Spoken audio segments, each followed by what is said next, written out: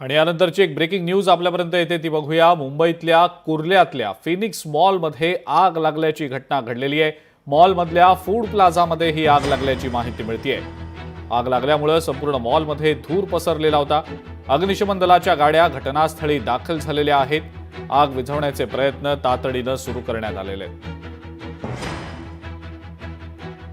याताची breaking news आपण सध्या पाहतो आहोत। मुंबईच्या कुर्ल्यातल्या फिनिक्स मॉलमध्ये आग लागल्याची घटना घडलेली आहे। मॉलमधल्या फूड प्लाझामध्ये ही आग लागल्याचं समजतंय।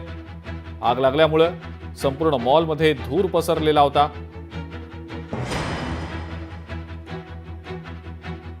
अग्निशमन दलाच्या गाड्या सध्या घटनास्थळी दाखल झालेल्या आहेत।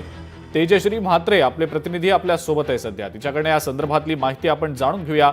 तेजश्री, कुर्ल्यातल्या फिनिक्स मॉलमध्ये फूड प्लाझात आग लागल्याचं समजतंय, काय नेमकी सद्यस्थिती आहे? अग्निशमन दलाच्या किती गाड्या घटनास्थळी दाखल झालेल्या आहेत? तर कुर्ल्यातील फिनिक्स मॉलमध्ये आग लागल्याची माहिती मिळत आहे। मॉलमधील फूड प्लाझामध्ये ही आग लागलेली आहे।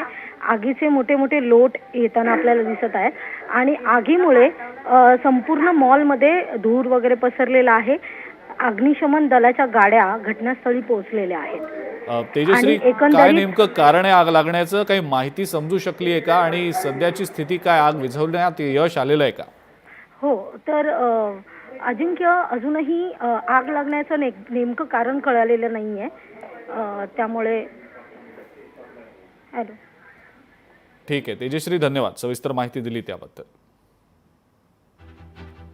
कुर्ल्यातल्या फिनिक्स मॉलमधली आग लागल्याची ही घटना आपण त्याचाच हा व्हिडिओ सध्या पाहतो आहोत आपल्या स्क्रीनवर। मॉलमधल्या फूड प्लाझामध्ये आग लागल्याचं समजतंय। आग नेमकी कशामुळे लागली, कारण अद्याप समजू शकलेलं नाही।